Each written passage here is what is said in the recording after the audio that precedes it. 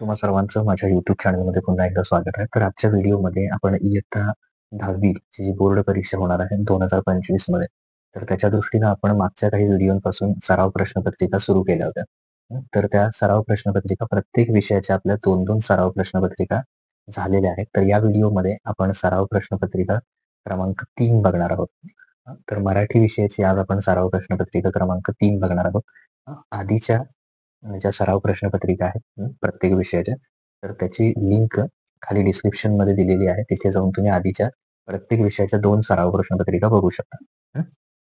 तर जेणेकरून तुम्हाला त्याचा नक्की सरावासाठी उपयोग होईल. तर सूचनेनुसार आकलन, कृती व व्याकरण यामधील आकृत्या काढाव्यात. आकृत्या पेननेच काढाव्यात. तर ह्या सूचना वगैरे ज्या आहेत त्या जराशा आधी वाचून घ्या. बोर्ड परीक्षेला पण त्याच प्रकारे असणार आहेत. महत्वाचं म्हणजे काय, आकृत्या ज्या आहेत कृतीयुक्त आकृत्या त्या पेननेच काढायच्या आहेत आणि अपठित उतारा जो आहे त्याचा तुम्ही सारांश लिहायचा आहे. ओके. विभाग 1 गद्य एकूण 18 गुणांसाठी असेल. पुढील उताऱ्याच्या आधारे सूचनेनुसार कृती करा. आता याच्यामध्ये तुम्ही बरेलीच्या त्या हॉस्पिटलमध्ये इथपासून ते इथपर्यंत हा उतारा व्यवस्थित वाचायचा आहे आणि मग त्यावरचे जे प्रश्न आहेत ते इथे सोडवायचे. आता पहिला प्रश्न बघा त्याच्यातला काय आहे. आकृती पूर्ण करा. बरेलीच्या हॉस्पिटलात सुरुवातीला जाणवलेल्या 2 उणिवा, कुठल्या 2 उणिवा जाणवल्या? प्रसार माध्यमांमध्ये अरुण अरुणिमाबद्दल उठणाऱ्या वावड्या. कुठल्या वावड्या उठल्या तिच्याबद्दल? तर ते तिथं लिहायचं आहे. त्याच्यानंतर हा उतारा आहे तो मगाशी दाखवला तो व्यवस्थित वाचा, वरची उत्तर मिळून जातील. त्याच्यानंतर 3 गुणांसाठी आहे स्वमत. तुमचं स्वतःचं मत तिथे मांडायचं आहे. प्रत्येकामध्ये जितकी अरुणिमा असते याबाबतचं तुमचं मत काय आहे ते मांडायचं. त्यानंतर परत एक दुसरा उतारा आहे तो वाचायचा आहे, त्याच्यानुसार कृती करायची. भारताचे अर्धांग जे स्त्रिया इथपासून ते इथपर्यंत आहे. रॉकेट सारखी क्षमता तेथे आवश्यक होती इथपर्यंत. आता त्याच्यामध्ये महर्षी कर्वे यांची स्त्रियांबाबतची स्वप्ने, 2 स्वप्ने कोणती? ते उतारा वाचून इथे लिहा. त्याच्यानंतर उत्तरे लिहा. भारतीय समाजाला चीड आणणारा विरोधाभास कोणता? 2 विरोधाभास आहे. ते उतारा वाचून लिहा. त्यानंतर स्वमत, तुमचं स्वतःचं मत तिथे मांडायचं आहे. स्त्रिया अनपढ राहिल्या तर देश अर्धांग वायू झालेल्या व्यक्तीसारखा होईल. या विधानातील जो विचार आहे तो तुमच्या शब्दात लिहायचा आहे. आता परत उताऱ्याच्या आधारे परत उतारा. हा जो उतारा आहे तो इथे, ओके, अपठित आहे तो. तर उताऱ्याच्या आधारे दिलेल्या सूचनेनुसार कृती करा. इथे आहे थकणे ही एक शारीरिक अवस्था आहे इथपासून ते मनाचे आरोग्य व ताजेपणा जतन करावे इथपर्यंत. आता बघा, आळसाचे लक्षण असलेले 3 दुर्गुण कोणते ते तिथे लिहायचे. त्याच्यानंतर थकवा आणि कंटाळा याचा कामावर होणारा परिणाम स्पष्ट करायचा. ओके. त्याच्यानंतर पद्य विभाग जो एकूण 16 गुणांसाठी आहे. कवितेच्या आधारे सूचनेनुसार कृती करा. तर ही सुसंगती सदा घडो इथपासून ते सदा सावर इथपर्यंत. तर प्रश्न 2 कवितेच्या आधारे सूचनेनुसार कृती करा. आकृती पूर्ण करा. चरित्र संपन्न बनण्यासाठी आवश्यक असणाऱ्या 2 गोष्टी आणि टाळल्या पाहिजेत अशा 2 गोष्टी लिहायच्या.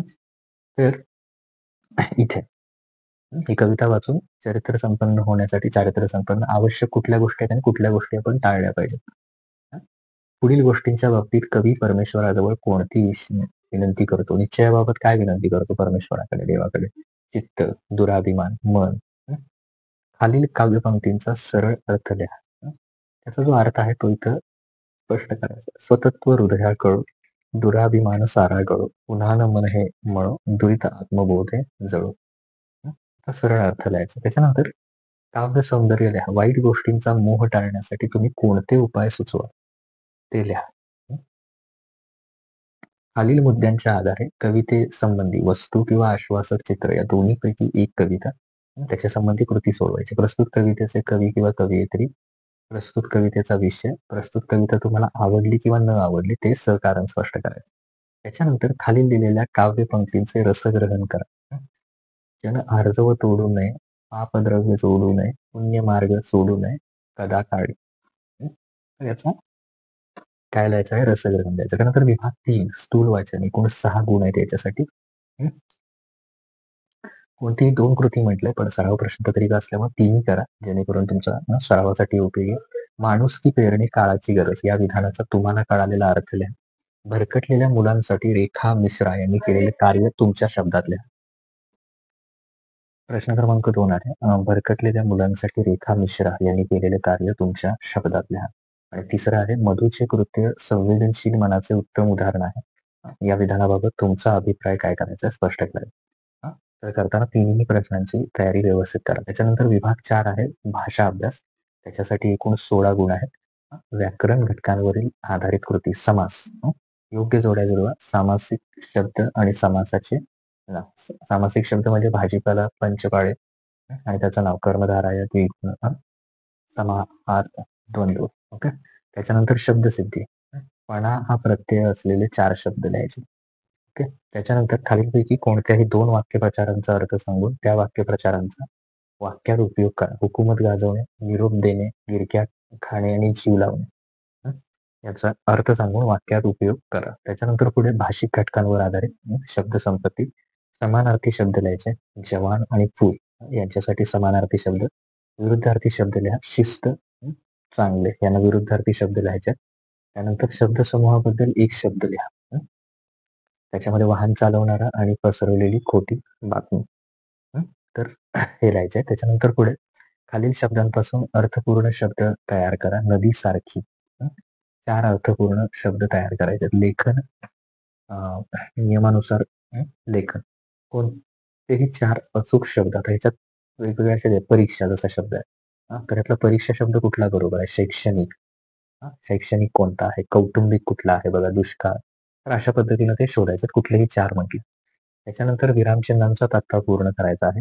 हे एक विरामचिन्ह, हे एक. तर प्रश्नार्थीने उद्गार वाचन अशा पद्धतीने. त्यानंतर पारिभाषिक शब्द लिहायच्यात मराठीला, जसे की अब्सन्स, अनुपस्थित, बेंच, बाक असं. तर हे तुम्ही लिहायचे. त्याच्यानंतर उपयोजित लेखन, पत्र लेखनासाठी इथे एक तुम्हाला निवेदन, जाहिरात दिलेली आहे. तर त्याच्या आधारे तुम्ही काय करायचं आहे? पत्र लिहायचं. एकतर पहिला, ज्ञानगाव विद्यालय औरंगाबाद येथे विद्यार्थी प्रमुख या नात्याने प्रकाशकांकडे पुस्तकांची मागणी किंवा नामवंत लेखिका डॉक्टर विजय आव्हाड यांच्याबद्दल बाल साहित्य पुरस्कार मिळाल्याबद्दल त्यांचं अभिनंदन करायचं. सारांश लेखन, विभाग 1 गद्य ई, प्रश्न क्रमांक 1 ई मधील अपठित उताऱ्याचा 1/3 इतका सारांश लिहायचा. वरती म्हटलं तसं प्रश्न 1 ई मधला. त्यानंतर खालीलपैकी कोणत्याही 2 कृती सोडवा. जाहिरात करायचं आहे, सुंदर हस्ताक्षर कार्यशाळा, याची जाहिरात, किंवा दुसरा बातमी लेखन, ज्ञानमाता विद्यालय शिरवळ या विद्यालयात शिक्षक दिन साजरा झाला, त्याची बातमी तयार करा. ओके. त्याच्यानंतर कथालेखन, खालील मुद्द्यांच्या आधारे काय करा? कथालेखन करा. एक गरीब मुलगा पैसे नाही का, शाळेचा खर्च करणे अशक्य, सकाळी पेपर टाकण्याचे काम, वाटेत पैशाचे पाकिट, प्रामाणिकपणे पोलिसांना देऊन येतो, पाकिटाच्या मालकाचा आनंदाने त्याला बक्षीस मिळतं. प्रसंग लेखन, आता इथे बघा, प्रसंग लेखन, चंद्रपूर जिल्हा परिषद शिक्षण विभाग चंद्रपूर इथं जिल्हास्तरीय नाट्य परिषद नाट्य स्पर्धा आणि पारितोषिक वितरण समारंभ आहे. शिक्षणाधिकारी. तर वरील प्रसंगी समारंभ प्रसंगी तुम्ही तुमच्या मित्राचे किंवा मैत्रिणीचे कौतुक करण्यासाठी उपस्थित होता असा कल्पना करून काय करा? प्रसंग लेखन करा. दुसरं, आत्मकथन, दिलेल्या मुद्दा झाडाचं आत्मकथन, खंत, आजची स्थिती, आनंद, उपयुक्तता आणि महत्व. वैचारिक लेखन, भारत माझा देश आहे या विषयावर तुम्ही काय करायचं? तुमचे जे विचार आहेत ते तिथं लिहायचे. तर एकूण इथे तुमचा जो 80 गुणांचा मराठी भाषेविषयीचा पेपर आहे तो इथं पूर्ण होतं. पुढील व्हिडिओमध्ये आपण इतर विषयांचे सुद्धा बघूया आणि प्रत्येक विषयाचे आपल्याला एकूण 5-5 करायचे आहेत. जशा जशा प्रश्नपत्रिका तयार होते तसं खाली डिस्क्रिप्शनमध्ये एक प्लेलिस्टची मी लिंक दिलेली आहे. तिथे जाऊन तुम्ही बघा. जसे जसे व्हिडिओ सराव प्रश्नपत्रिकेचे अपलोड होतील त्याची लिंक तुम्हाला खाली मिळून जाईल.